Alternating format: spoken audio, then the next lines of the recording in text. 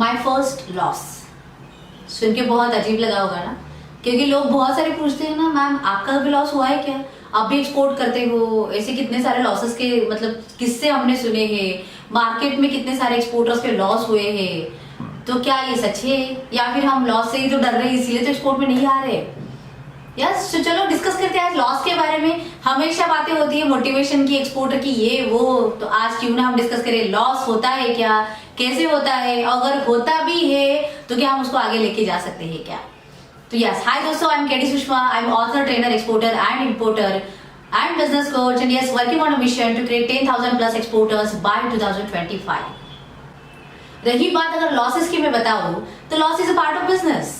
तो if you want to start your business, not about the export, import and all other things, forget about that. अगर आप सच में business करना चाहते हो, loss is a part of that, profit is a part of that. जैसे हम बोलते हैं ना कि अरे प्रॉफिट होना चाहिए, तो प्रॉफिट है तो लॉस तो आने वाला ही है, क्योंकि this is like one coin के वो दो साइड्स है। तो हमें एक ही चाहिए, दूसरी नहीं आनी चाहिए, ऐसे नहीं हो सकता ना। बस उतना हो सकता है या फिर उतना किया जा सकता है कि उसको हम कवर कैसे कर सकते हैं। वो एक साइड बड़ी होनी चाहिए, दूसरी थोड़ी कम हो तो भी चलेगा, लेकिन वो अगर दूसरी नहीं चाहने वाली अगर बड़ी हो जाए, लॉसेस की साइड बड़ी हो जाए, तो शायद बिजनेस नहीं चल सकता। Yes, I also made the losses, I have learn from that losses also, and yes, that is why I taken the experience and I am running the business very confidently. क्योंकि मुझे पता है कि एक बार वहां पे मैं गिरी हुई, तो अभी वहां पे ना गिरने के लिए क्या करना पड़ेगा, and I will not repeat that mistakes again, या फिर I will not repeat that things again, या फिर if it is external thing थी, मतलब मार्केट की वजह से हो गई थी, तो how I can beat that, so I will make my analysis for that, I will study on that and then I will do that thing. So ये सब चीजें either आपको खुद करनी चाहिए, खुद ही गिरना पड़ेगा, खुद ही ट्रायल एरर में जाना पड़ेगा, खुद ही लॉसेस में जाना पड़ेगा, नहीं तो दूसरे के लॉसेस से सीखना पड़ेगा। So what goes wrong and I will cover that. What goes wrong and I will do work on that. और तब जाके काम हो सकता है। So yes, मैंने जैसे पहले ही बोला था आपको कि एक मेरा वीडियो भी है, my first export shipment. If you are new to my channel, okay, you can see that video also, and you will get, yes, I believe on that. You will get the motivation that you will start your journey with the low investment, with the low amount of risk, and you will be exporter. So उस shipment में तो ठीक है, वो तो चल बसा, like वो कट टू कट मार्जिन में निकल गया। जब भी मैंने ओनियन भेजा था, ओके, सो उस ओनियन में लाइक वो मेरा फर्स्ट कंटेनर था ओनियन का, और मेरे लिए वो प्रोडक्ट ही नया था, क्योंकि वो फर्स्ट टाइम मैं ओनियन कर रही थी। तो अभी है ठीक है, अभी क्या करेंगे हम, अगर आपको भी ऑर्डर मिला ओनियन का तो हम जाएंगे मार्केट में, हु आर द सप्लायर्स, उसको मिलेंगे, ढूंढेंगे। तो मैं वैसे भी नासिक गई, तो मुझे ये पता चला कि लासलगांव एंड पिंपलगांव अभी वहां पे ओनियन ज्यादा मिलता है, तो चलो क्यों ना हम वो चेक करें। तो मैं वहां पे गई, वेंडर से मिली, and I was new in the like business. I know the international business very well because I have done the working with more than 75-80 countries in the world. I have done the international business with them because I'm working with the corporates and all other things. I handle the shipments practically on the ground. लेकिन खुद को अभी मतलब वहां पे रखना है, और onion is not my product, I never work on the onion part, और मेरे बिजनेस के लिए मैंने ओनियन चूज किया था, तो मुझे उसको काम करना था। सो ऐसे समझ के चलो, मैं आपकी जैसी स्टार्टअप ही थी उसके लिए, do have the knowledge for the export import business, but I don't have the knowledge about the product. So मैंने उस मतलब वो ढूंढा, मैं सप्लायर्स के पास गई, बहुत सारे यहाँ इधर उधर से कॉन्टैक्ट्स भी निकाले, और वहां पे जाके उनसे मिली। अभी डील भी डन हो गया, ठीक है, अभी चलो मतलब हो सकता है। उस केस में हुआ क्या एक्चुअली कि मैंने शिपमेंट के लिए सारा प्लान आउट किया, लॉजिस्टिक्स, डॉक्यूमेंटेशन, ये वो, ट्रक लोड भी आया वहां पे, लाइक कंटेनर में, वो ट्रक में वो सारा लोडिंग भी किया गया। 140 feet container, around 29 to 30 ton of material, 20 to 30 ton से ज्यादा है। सो उतना सारा ओनियन मुझे वो ट्रक में डाल के जेएनपीटी भेजना था, क्योंकि मेरा शिपमेंट जेएनपीटी से जा रहा था। अभी उस केस में क्या हुआ कि ठीक है, वो सारा चला गया, चला भी गया, जेएनपीटी गया, फिर जेएनपीटी से कार्गो अनलोड होके कंटेनर में लोड हुआ, then custom clearance, all these things are happen done, और फिर it is moving to Dubai, क्योंकि मेरा कंटेनर दुबई जा रहा था। My first export of the onion I have sent to Dubai. So Dubai में गया। लोगों को लगता है ना कि अरे बायर डिफॉल्ट होता है तभी लॉसेस होते हैं, लेकिन yes, case studies are different actually, और वही तो है ना कि समझ के चलो, facts are different than the imagination, and where you are believing on the imagination और ऑन द फैक्ट्स। चलो अभी दुबई में कंटेनर आ भी गया, पहुंच भी गया, कस्टमर ने क्लियर करके उसके वेयर हाउस में लेके गए वो। और अभी वैसे ना दुबई में एक प्रैक्टिस चलती है, कोई भी कंटेनर आता है ना, तो दैट कस्टमर इन दुबई वो आपको वीडियो की फोटो, मतलब कंटेनर ओपनिंग करते समय वो सारे वीडियो निकाल के, फोटो निकाल के आपको भेजते हैं, ताकि आपको भी पता चले कि actual while opening the container उस एक्चुअल प्रोडक्ट का हाल क्या है। तो फिर आप क्लेम ना करो, ब्लेम ना करो कि बाकी जा रहे अरे आप ही झूठ बोल रहे हो, ऐसा ही वैसे ही। So this is the practice they are running. So yes, मेरे कस्टमर ने भी मुझे वो वीडियोस वगैरह सारे निकाले। Now the fact is, product जब भी उन्होंने देखा 20 kg मैश बैग्स थे ओनियन के, और वो जब भी मतलब उनके हाथ में आए, क्या लगता है आपको क्या हुआ होगा? अरे वैसे वैसे कुछ नहीं है, प्रोडक्ट ठीक ठाक नहीं था, अच्छे से पहुंच गया था वहां पे, उसको कोई इशू नहीं था। बस only one thing happened, onion को स्प्राउटिंग हुए थे। यस, स्प्राउटेड ओनियन गया था। मतलब क्या कि यहाँ से भरते समय तो मैंने स्प्राउटेड नहीं भरा था, लेकिन वहां पे जाने के बाद उस ओनियन को स्प्राउटेड आया था। लेकिन ओके, होल कंटेनर के लिए तो नहीं बात हुई थी ये, कुछ कुछ चीजों में, मतलब कुछ कुछ बैग्स में वैसे हुआ था कि वो ओनियन स्प्राउटेड में गया था। तो अभी कस्टमर ने वो देखा, yes my customer is genuine actually. तो फिर मैंने, उसने वो देखा, उसने वो चेक किया कितने सारे बैग्स में वो ओनियन ऐसे स्प्राउटेड आया है, तो उसने वो बैग्स खाली करके उसके फोटोग्राफ्स वगैरह मुझे भेजे कि आपको भी पता चले कि कितना डैमेज है, कितना स्प्राउटिंग है, कितने के ऊपर के पिल्स निकल गए हैं, वो सारे उसने मुझे भेजे। फिर I get to know like अरे ठीक है, मुझे भी पता है कि मैंने भरते समय ऐसा नहीं भरा था।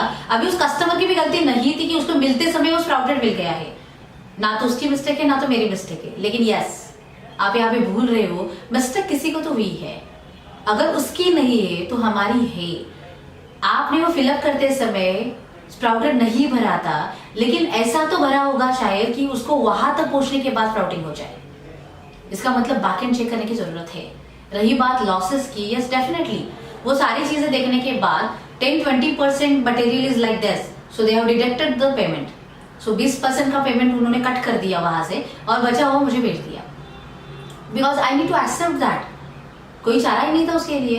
तो इसका मतलब क्या हुआ? अभी लोग बोलेंगे अरे लॉस हो गया, फिर कैसे धंधा करेंगे, 20% मतलब क्या कम अमाउंट हो गई क्या? ऐसे बहुत सारी चीजें हैं। रही बात एक केस स्टडी में आपको बोल रही हूँ, ऐसे कितने सारे केसेस मैंने और भी देखे हैं जहां पे मैंने प्रॉफिट भी कमाया है और जहां पे फिर से लॉसेस भी हो गए हैं।